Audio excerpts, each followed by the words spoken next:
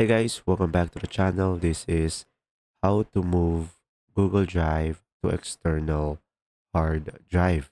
So guys, first thing that you will do is simply go to google.com and make sure you are signed in into your account and click the Google Apps over here, the top right, and go for the drive.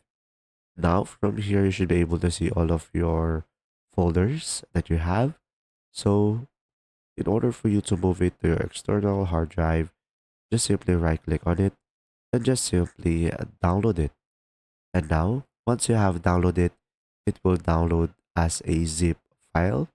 So from here, just simply wait for it to be downloaded. Now guys, another alternative method is you could just simply right click on your drive and go for the new folder and just simply name the folder and select create. And after that, you could just simply select all of your files and just simply move your files into the folder that you created, and you can just simply download that.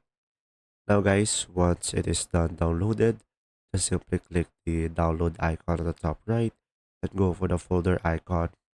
And now just simply right click on this one and just simply select cut. And after that, just simply go to this PC and go to your external drive and just simply paste it onto your external drive or your preferred location. And there you go. I hope this video helped you out. Thanks for watching.